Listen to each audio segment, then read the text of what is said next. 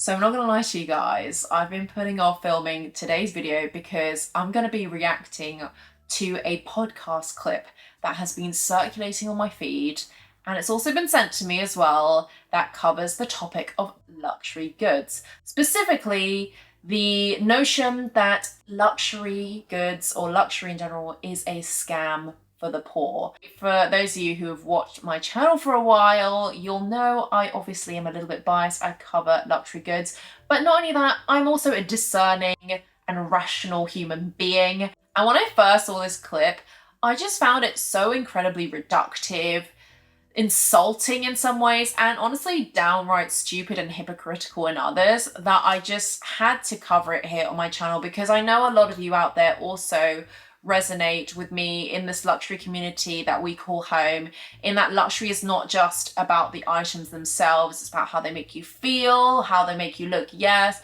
but also what they signify. So let's watch this video together. I've got it on my iPad here, but I'll just put the clip up on the side or something so that you get the best quality. As I mentioned, this is from a podcast, and the podcast is called The Minimalists, and it's from episode 402. And I think it's important to note at this stage who exactly the minimalists are, because I wasn't aware of them.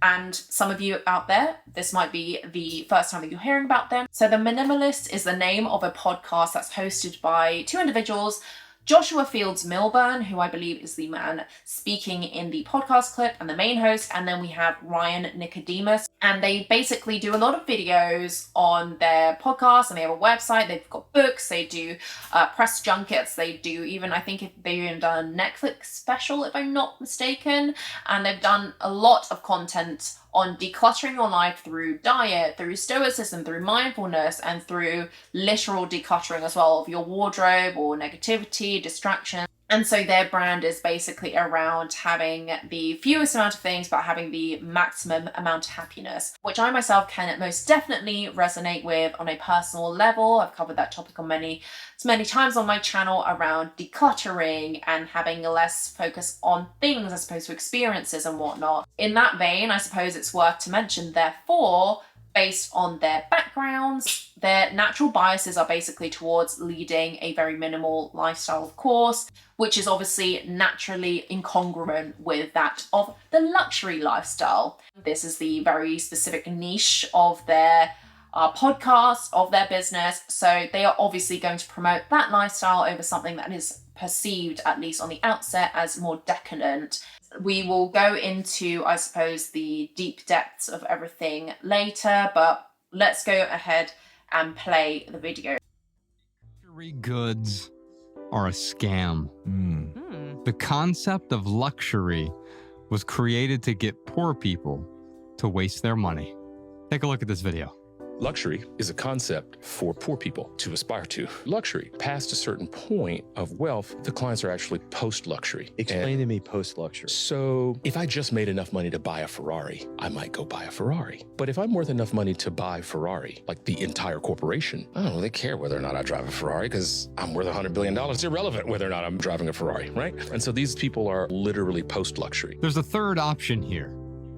You can become post-luxury, or you can become pre-luxury. What he's talking about is a subset of people who have so much money that they've realized, I don't need the luxury goods that I aspired to acquire so I could signal my wealth. Because as soon as you have the wealth, you don't need to signal it. Or you can be like me, you can be pre-luxury. What's pre-luxury? How would you define it?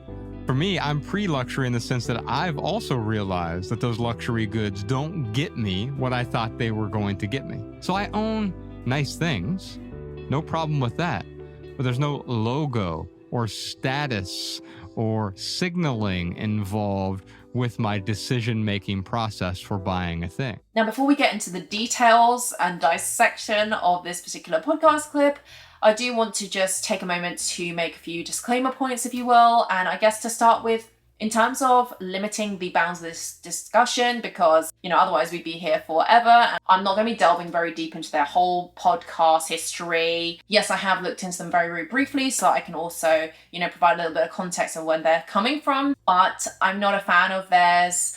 Not because I dislike them in any way, but obviously I've only come to be aware of them through this particular podcast clip. And as the other part of this disclaimer, obviously I have to stress that this is my personal opinion. We are all entitled to one. We all have them. I'm just vocalizing mine in the same vein that they have also vocalized and offered their personal opinion. Ideas from across the board are and should always be welcomed and subject to interrogation. And if they pass the sniff test upon interrogation, that means a logical and coherent argument, I suppose. So without much further ado, let's get straight into dissecting the podcast. And, why this particular topic was chosen, why this particular topic has, I suppose, gone viral in many respects, is because of a few things that I at least have noticed. And the first one is basically that luxury is a very polarizing topic right now, especially in today's economic, social, and cultural environment. I think, therefore, using binaries of good and evil, right and left, is very in, especially if it's about the current thing. And obviously the current thing at the moment is about stealth wealth, quiet luxury, not being gaudy. And so very pointed or controversial topics surrounding this, especially given quiet luxury is trending, will obviously be beneficial to the minimalists to get more views. So it's good to capitalize on this kind of emotion. And then I suppose there's another element right now in culture of social media insecurity, right? To keep up with the lifestyles of the rich and famous. And I suppose people are fatigued by that. And so this offers almost a solution to that perpetual dilemma, that cycle of buying more, consuming more. I think that is why they picked this topic. Is obviously very beneficial to their lifestyle. And I've noticed in a couple of other clips that I've just skimmed past on their feed, they like to talk about luxury because I know that will get them the views, especially when today's atmosphere as well. It's very pertinent and it gets people riled up. Of course, their main ethos in this video and outside, I suppose, with their minimalist lifestyle is around having less, being grateful for what you already have, and also not wasting time to keep up with the Joneses and obtain something that you might never get. It's obviously not the sum of your things that make up a good life. I always believe it's your experiences and the people as well that you are around. Items that you get, designer, whatever, they cannot compensate for your personality. And I know some people that they're probably addressing with this particular post, they think that some people are insecure, that they're just buying luxury to try and fit in or to elevate themselves. And, there are some people in the world that most definitely are insecure and most definitely do use logos to try and fit in. I think this video does give people the grace to step away from the rat race of keeping up with, the latest trends and whatnot, to actually spend that time and money on things that are more productive, that will elevate themselves in all aspects of life, not just in one kind of superfluous area in life. Any excess in any part of your life, not just luxury, but in terms of wasting time or money in other respects, that is not additive to your life. You need to get rid of those things. The good takeaway is that, people should not be spending all of their hard-earned cash and all of their precious time on things that, in the grand scheme of things, do not really matter. So there is obviously a lot of themes that I personally resonate with, that I've talked about on my channel, in terms of being conscientious and sustainable and rational buyers, because there tends to be, of course, a very bandwagon effect and psychological, I suppose, conditioning that we need more and that more is more. When it's definitely a case of you can have less is more, because a lot of people, when it comes to their wardrobe, they wear 20% of their wardrobe 80% of their time. So I do believe that that philosophy on the whole is a good one, and it's great to promote that.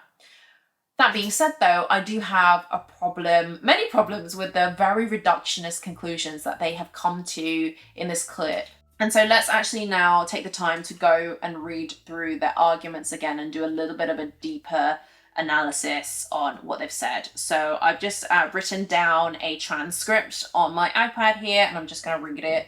They start with saying, luxury goods are a scam. The concept of luxury was created to get poor people to waste their money. And then he says, take a look at the video, and he then moves to another video clip. Now, first of all, I don't know if this is the obvious, but luxury wasn't actually designed for the poor in the first place. So I know this was probably clickbaity, designed to get more eyeballs, but that is factually incorrect, at least for the majority of luxury brands that we all know today. So for example, brands like Hermes, Chanel, Louis Vuitton, they all started out by catering to the rich and famous, the wealthy and the affluent only. If you were a poor peasant or pauper, you were not allowed in. You could not get an appointment, let alone have the privilege of buying their items. And this is true with even cigars, because obviously I cover cigars on my channel. That is also in the luxury realm, if you will. It's not luxury goods, but it is a luxury item. And for example, the brand Cohiba, that is the king of all cigar brands, that was actually a brand that was just, I suppose, making cigars for Fidel Castro. And it only in the recent past became a brand that was catering and available to the public. So it's obviously a lie that luxury was created for the poor, because it wasn't. It was created for the wealthy, the affluent, just because you see that there is a bigger middle class these days, or credit is more widely available. It's very reductive to then assume that luxury was created for the masses. I understand that that probably fits their narrative the best, and they probably haven't done much research on luxury. And if they were to learn more, they would learn about the artistry, the craftsmanship, the exclusivity. A lot of brands are still very exclusive. Obviously, the price being one of the biggest factors, and obviously the kind of games that you have to pay. And let's just extend that logic then to something that many people can relate to around education, for example, such as applying to Oxbridge, Ivy League schools. They're in the criteria of what is luxury, right? Not only is education a luxury of sorts, but they're also very prestigious universities that have many hoops to jump through, and they cost a pretty penny to go there, and everybody still wants to join them. But were they set up for the peasant class, for the masses? Absolutely not. Just like Eton, for example. And even if the poor, as reductive as they are using the word, wanted to join, it does not mean it was created for them. It just means that they are very, very prestigious, they are high caliber, the education's really good, and so they've earned their status. No, the wealthy were there first, they wanted those things first, and it's still very exclusive even to this day. And I suppose at the end he says to waste their money. I mean, to an extent, I agree with this. And you know, I'm not going to sit here and pretend to you like having a new bag is going to be the make or break of my life. I cannot live without it or something. Obviously, I'd rather put food on my table to do so than get another handbag or pair of shoes or something. But I think waste their money, it depends. It's a very subjective thing whether someone finds something a waste or not. Just like I'm sure people will question what they waste their money on. Everything is around this vocabulary, which is very polarizing, like scam and poor people and waste and your money. And in today's environment with a recession, I understand why they feel the need to get this message across for those, especially young 20-somethings who see these as goalposts. And, you know, there's loads of price increases as well, which don't help, so that they might be wasting their money, especially if they're getting stuff on credit or something, which is now increasingly alarmingly more accessible. So I get it. But I think everything else is pretty inaccurate, especially around the concept of luxury thing. But let's keep going. So it says, luxury is a concept for poor people to aspire to. Luxury past a certain point of wealth, the clients are post-luxury. And I think I've just maybe messed up the verbatim there, so excuse me on that one. And then they asked to explain post-luxury. So I'll just pause there for a second there, because there is a little bit more to that point. And interesting, post-luxury, where did that come from? But the main thing here is, however, the point, luxury is a concept for poor people to aspire to. I don't necessarily disagree with this. I believe that there definitely are and have always been goalposts in life for upwards mobility. And it doesn't necessarily have to be luxury. It could even be, you know, we use the university example. It could be graduating high school. It could be getting a house or paying off your mortgage. Luxury is kind of relative, but, you know, having something to aspire to is not always a bad thing. So I think by saying luxury is a concept for poor people to aspire to, luxury is very relative for a lot of people. Yes, there are broad categories that are going to be similar, but I think it's a little bit, again, reductive to say that it's a scam as a result. I don't think it's a bad thing for people to have goalposts. Everybody does, even rich people do. Why can't some items be milestones for people, or memorabilias, or inspire action to get people to reach certain points in their life and change their life around, perhaps? What's so wrong with allowing people, the poor people, the opportunity to better themselves? and aspires to the same levels of wealth. And if they want to have a little trophy as a result of that, why can't they have that?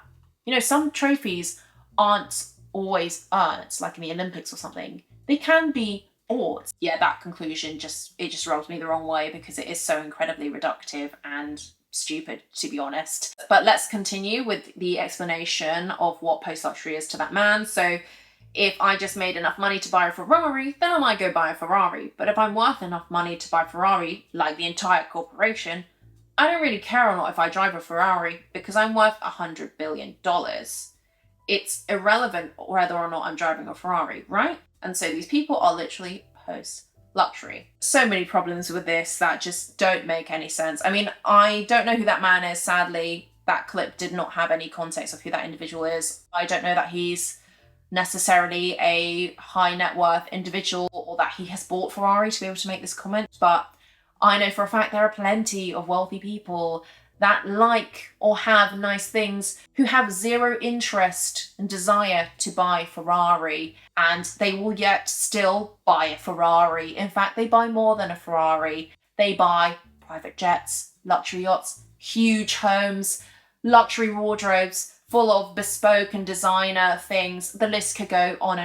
And if they didn't want these things, if they thought that they were a scam, of course the rich, who are the biggest brained amongst us all, wouldn't you think? Because they are therefore very rich and powerful as a result of being very savvy and very smart. Why would they, of all people, invest in these things if they didn't like them or see value in them in some way? And as it pertains to luxury clothing, the rich and famous have wardrobes of luxury items, okay? They have the Loro Piana right now, the quiet luxury is booming. They have the Hermes, they have the Rimowa luggage, they have the fancy cars, the Aston Martins, the Lamborghinis, the Rolls Royce, they have the fancy watches, they have the Rolexes, the Audemars Piguets. They have so many luxury items, so many that we could probably not even fathom. They just don't happen to show it to you. You just don't happen to see them, or you don't care to see them because they don't add up with your narrative. There's just a very natural lifestyle creep that happens with having more money. Obviously, not everybody will want the gaudy and flashy logo things. That is fine. That is called personal style and taste. Those people are the rich and famous as well as the poor, as they like to call them. So I just think it's just obviously a very inconvenient truth that does not fit their narrative. And so those aren't worth mentioning. And even for those that do not wear the flashy logos, they still buy very expensive, basic or non-logo items. For example, Mark Zuckerberg, I believe he wears £400 or dollars equivalent of white logoless shirts. That's still very gaudy. That is still very luxury. But it conveniently fits your very strict parameters that it doesn't have to have a logo, but neither does Loro Piana for the most part. And then, mentioning the Ferrari example, I mean, there are plenty of high net worth individuals who do not want to buy Ferrari, but they can several times over, and yet they still drive them. In fact, they drive Ferrari's competitors, right? And, there is only one Ferrari brand. So you're telling me to prove that I am post-luxury, which I'm beyond all this is so beneath me buying luxury, that I need to enter a bidding war to prove that I'm actually rich or something. And even if you were to buy Ferrari, wouldn't you still probably, as a perk of being the owner of Ferrari, be gifted a Ferrari to drive? So what, you're telling me that as the owner of Ferrari, you would not drive your own Ferrari? That makes zero sense to me. It's just lies. It's lies, okay? Obviously, they could sit on their little high horse like, I'm not going to buy this. I'm post-luxury, or I'm even pre-luxury, as they say later. But I guarantee you, if they got given it, they would not be rejecting that gift, okay? Even if it's to sell on, to flip for a profit. I think there's a little bit of saltiness going on, okay? That's why they're so strong on it. But some people just like having nice stuff. And not just nice as in the brand, but literally the quality is nice. The craftsmanship is nice, the heritage is nice, all those things are nice. And I think it's very reductive to imply that people only buy things for the kind of validation of others. Because with the Ferrari example, why can't you just choose a car, in this case the Ferrari, because of its superior quality compared to another brand of car? If I want a car, I want something that's going to be built to last. I want heritage. I might even want something that aligns with my personal image, my own personal brand. So what is wrong with buying a luxury item that embodies just that? It just so happens to be expensive, but if I'm a high net worth individual, I can afford to buy it, and I can also afford to conceal it, right? So you might never even know I have it. If you really think about it, whether it costs a lot or not, everything is branded. I mean, I bet their mic is branded. That plain black tea, I'm sure that's branded. He's had a name brand partnership with Netflix, right? Having non-branded items is just a case of what he determines to be less snooty or gaudy, but it doesn't detract from the fact that every item has a brand, you are associating with that brand. And you know what? Just because we can't see the brand of his shirt doesn't mean it's not a really offensively expensive one. And I suppose the same goes with the rich and famous. I guess he just doesn't know what they're spending their money on. And even with, like I mentioned, the Zuckerberg example, you can still be spending extortionate money on quiet luxury or minimal luxury with no logos. So I therefore struggle with what actually fits their parameters of what constitutes like non-luxury items, because clearly the rich and famous can get around it by spending obscene amounts of money on plain white tees. Is there kind of definition of non-luxury or pre-luxury, post-luxury, whatever, something that is just no logo but can be any price, so therefore it is very, very luxury, as could be the case of a £400 t-shirt? Or is it the fact that it has to be non-branded and also non-luxury price tag, which I suppose is cheap, so we're thinking Zara, H&M? Because I can't imagine seeing Mark Zuckerberg, Elon Musk or whatnot going down to the local H&M or the local Primark to get that item. So that doesn't really fit the post-luxury kind of argument perspective either. So which definition is it? And also, just because a brand doesn't have a logo on the front of it doesn't mean that they're automatically better than one who does. You know what I mean? I'm not even going to go into the whole debate on ethics, on human rights, on the black market that comes with having cheaper quality goods or even maybe counterfeit goods as well. I'm therefore not paying just for the name. I'm paying for the higher quality production and the higher quality of product. I think it's implied, at least, that no logo and cheaper, I suppose, brands are better because, you know, luxury is made for the poor, right? So you want to spend less of your money on chasing that dream. You just want to get cheap stuff. So are they therefore saying that fast fashion is inherently better then?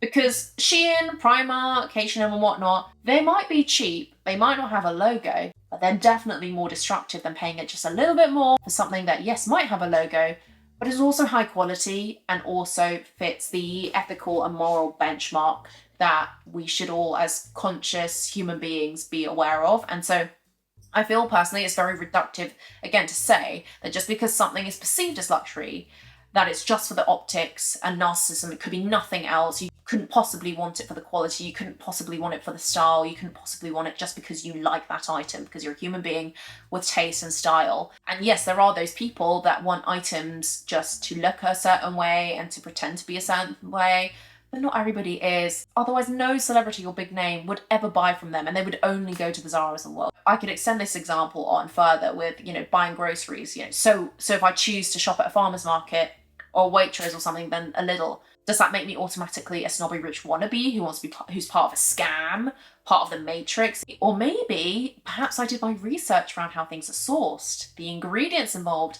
Maybe I want something superior in quality, and maybe the company's values align with mine, how they treat their people, their workers, etc. The post-luxury argument is very incoherent. It doesn't matter if I'm poor, it doesn't matter if I'm rich, I will still like those things. And who are you to tell me that I'm falling for a scam or that I'm dumb or something? I mean, not everybody wants to dress like you do in plain white tees. I don't know why it has to be a big deal to like a little something, a little splash of colour, a little logo or whatever. If I identify with that brand and I like the style, sometimes they just have a cute design. What is so wrong with that? Why does it have to be me pretending to be someone I'm not? And why does it have to, therefore, the only answer to that be an NPC or something to show that I'm above all of this? I think that's just really, really stupid and dumb. There is a third option here. You can be post-luxury or you can be pre-luxury. I think it's a little knowing, you see what I did there?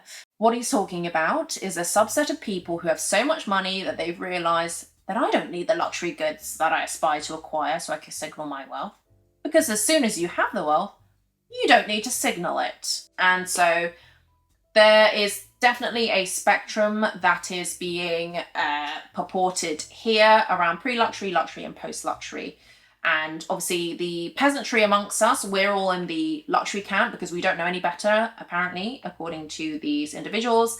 And there is either side the better lifestyle, I suppose. The man in the video, who is not part of the podcast host, I'm not sure who he is. If someone can find out, let me know. I'll be interested to see what credentials he has. Obviously, we learned about post-luxury, where, you know, you're so rich that you don't need to prove you're rich by buying luxury stuff because you can just buy the company's various things that you like. So I guess we're all going around buying Nespressos because we like Nespressos, but we can't show that we like Nespressos and buy Nespressos. We have to buy the company. Just to finish on that, because he summarizes the post-luxury where people have realized they don't need the luxury goods to signal their wealth, because as soon as you have it, you don't need to signal it. If only that were true, my dear, because then all the rich people wouldn't need the security for their big mansions and their super cars and their fancy yachts and all of that. Because let's be honest, no one needs a 10-bedroom house with 6 bathrooms. No one needs the luxury yacht to get from A to B. No one needs the PJ, okay? That is all luxury. And again, we've talked already earlier, so I'm not going to drain it again, around even $400 t-shirts. That's luxury. Just because it doesn't have the logo doesn't mean it's not luxury. And a lot of the time, they're wearing the logos, okay? Because you know what? They like to have a bit of personality. Because sometimes, and I know this might be a shock, so just brace yourself. Sometimes people don't just want to wear a black plain shirt. Sometimes people want to show their personality. Just so happens that a brand has created something that they really like, or they just want it because it's nice and shiny, because we're human and psychologically we like nice things, we covet nice things. And it's not about signaling wealth. It's not always about the thing that you want to, you have confirmation bias for and you're picking out. Some people want to buy it because the quality is good. Some people want to buy it because the style is nice. Some people want to buy it because it's their money and they don't care about your opinion. And also, what is wrong with having a nice thing to aspire to? Are we just meant to just be an NPC, wearing plain stuff and own nothing and be happy like the World Economic Forum wants to lead us to believe? I don't think so. But he offers a solution. If you're not post-luxury, okay, because you're not that rich, you could instead be pre-luxury. And they say, what is pre-luxury? How would you define it? For me, I'm pre-luxury in the sense that I've also realised that luxury goods don't get me when I thought they were going to get me. So I own nice things, no problem with that, but there's no logo or status or signalling involved with my decision-making process for buying it. I just have to point it out. He looks and sounds so smug when he's saying that, like he is the arbiter of truth, the most upstanding citizen, which might I add in his personal life, not to get too into the detail and do like an ad hominem or something like that, but I think he's in a polyamorous relationship, okay? So I'm not entirely sure that we should be getting our morals from this individual, okay? And I think he has a wife and a kid. And the fact that he's also, when it's convenient to him, taking multi-million-pound deals with Netflix and whatnot, who has had questionable morals in the past. But let's not talk about that. He has no logos, status signaling involved when he buys something. Therefore, he's a better citizen than you and I. He's saying that luxury goods didn't get me what they thought they were going to get me. And obviously this is a very small clip of what will have been hours long, potentially, conversation around probably, the status symbol, the kind of jealousy, perhaps envy that you want to give other people. That is obviously some common ground again, where I also share that belief, and I know a lot of other people will. And when you're on your deathbed, will you be thinking about and grateful for the number of items that you have around you, or will you be grateful for the people and the experiences that you've had? I know which one I would think. But just because you didn't get the results that you hoped to doesn't mean other people don't either.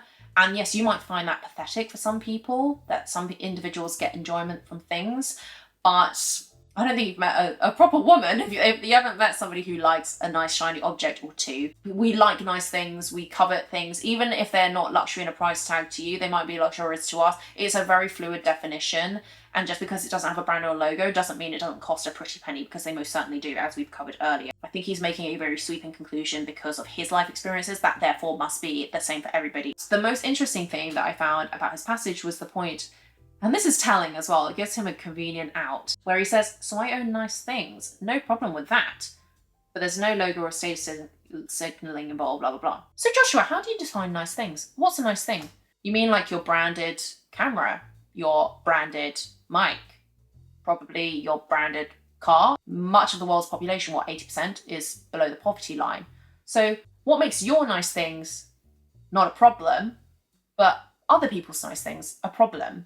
And, you know, obviously nice things for you might actually be a luxury for others. So what are we saying here? It's obviously very clearly relative with that statement. He's just given himself an out because, you know, that way he can still buy things as long as they don't have a logo. No one will be any the wiser. I mean, even if his black tea is like Versace or something, just because it doesn't have the logo, I mean, I guess you'll all be none the wiser. He can keep up the minimalist movement. If that's the case, that you have nice things, you can't then make the same claim in the same vein that it's also a scam, because then you yourself are automatically part of that scam. I would love to understand what he means by that. And again, it depends on what he defines as nice things. Obviously, they won't have a logo, but obviously they should probably have quality, right? But then at what point does paying a lot of money for something become luxury to someone else? That's fine. I'm not chastising you for that, but don't claim to live a lifestyle which you're minimal when you are clearly buying branded products. You're also even using branded social media and branded, you know, Apple products probably to be posting your videos. So yeah, I have a bit of an issue with that one. And you know what? I find it a little bit cultish. I feel like it's similar to veganism, which, look, you do you when it comes to your lifestyle, but I feel like this is just an example of when they impress upon you their lifestyle is better and you need to join it. And any brand that they deem to be luxury or any emblem that looks and resembles like a logo, I feel like this community would pick you apart. Why are you reading so much into someone's enjoyable purchase? Like, why are you pooping on people's parades here? Why are you the thief of joy? We all have different lived experiences that make us who we are today and molded our wants and desires. And clearly yours has been molded by someone clearly hurting you or being obnoxious with luxury. And for that, I'm sorry about that, because there are those people there. But I also think a part of them are also slightly jealous and resentful of people who have the success and have the luxury, because they have it all. They have the money, the status, and the power without compromising on any aspects of their life. That also being said, you can also be a minimalist in your life while having nice things, just fewer of them, and being a conscientious consumer as opposed to somebody who is over excessive in consuming. And you can also be a minimalist also on your time and how you choose to spend it. But they clearly hate luxury from their backstories, so this cannot coexist with their ideology. And obviously with these nuances, they cannot go into them, especially not in a small bite-sized clip like this one, so I will give you that. But, you know, I think it's really interesting that they come at it with the problem and they provide their solution via their products, their podcasts, their books, or their shows or whatever, so that, you know, the products that you buy from them, they're okay. Anything else is bad. And look, I respect a hustler, but I don't think you need to belittle many swathes of people that do find joy in these. We just like it. We like a shiny object. We work hard for our money. Why can't we have a nice thing? Why are you taking this one little bit of joy that we have left away and calling us stupid? The fact that people can move and have upwards mobility is a very new phenomenon. It's a great phenomenon. We should be praising that and not having brands and things be gatekeepers. While I'm in agreement with some of the points they've made around not buying things if you can't afford them, or to chase clout, or keeping up with the Joneses, overall, I think in terms of my takeaways, I just find it very reductive. It fails to address any counter arguments or lived experiences of people who do have luxury. It comes across as pretty preachy as well, and I think they also have a convenient out for when they have nice things too. I mean, I will continue to buy quality items that I like, even if they have a logo on it. So what? I don't care about your opinion. I like it. That's what matters. Life is short. If you are ethical about it, if you are sustainable about it, then I see no problem with buying things that you will use and love to the day that you die. Are luxury goods necessary in the grand scheme of things? No. But is there also anything wrong with wanting luxury? Also no. Because everybody's different. Everybody has and is entitled to different styles and tastes. And some people just need to mind their own business, because your lifestyle doesn't infringe on mine, and neither should mine on you. And by the way, isn't there an old adage of, if you don't have anything nice to say nothing at all? I will end this rant here. I hope you found it interesting and entertaining. I would absolutely love to hear your opinion down below of what you think about this podcast clip. And with that, I will end this video here. Thank you as always for watching, and I'll catch you in the next one.